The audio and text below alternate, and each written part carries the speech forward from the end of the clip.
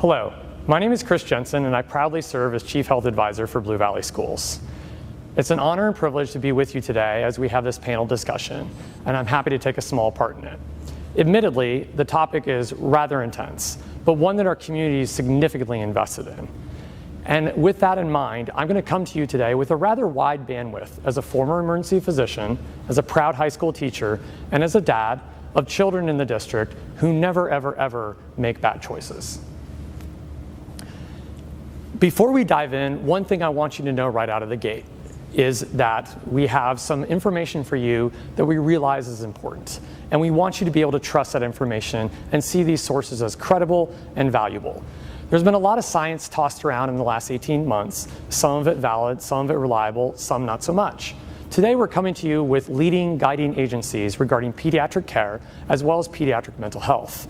I think you will find them to be respectable institutions that you can trust.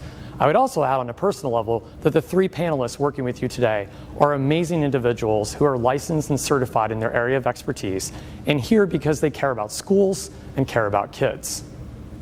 If I do my job right, we're going to cover three tasks today.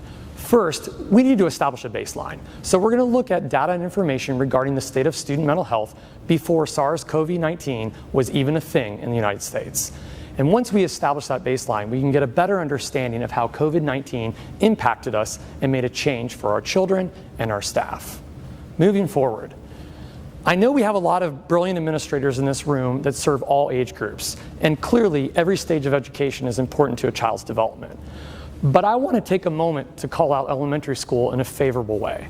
A lot of times student mental health gets focused on middle school and high school for understandable reasons.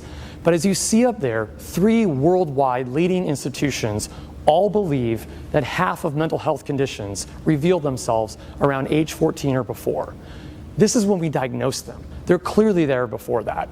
So I would argue humbly that elementary school, as gatekeepers, as first responders, have never been more important in the battle against poor mental health than right now. Moving forward, admittedly, a lot of students today, Gen Z if you want to call them that, have a lot of accusations about their background and lifestyles. Some fair, most not.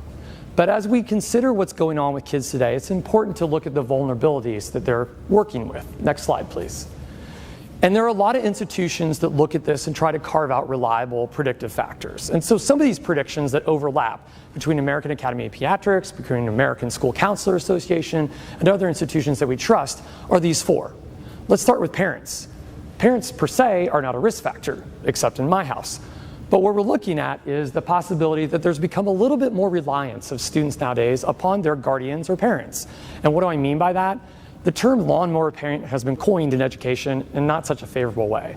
But if you extrapolate the negative connotation from it and look at the definition, yes, there are some families or instances where guardians tend to eliminate obstacles or take care of problems so that the child does not have to address them.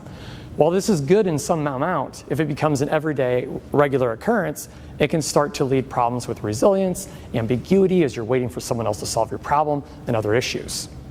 And then there's technology. Technology is both a blessing and a curse. Let's be honest, if we didn't have technology this year, hybrid and remote wouldn't have been possible. But there are some downsides too, and a lot of staff already know that. Look at social media, for instance. A lot of kids today use that social media and screen time to be their free time. That's an opportunity cost. What do I mean by that? It takes time away from face-to-face interaction, moments with parents and friends, interacting, receiving emotional, nonverbal cues, really an important critical part of life when it comes to relationships.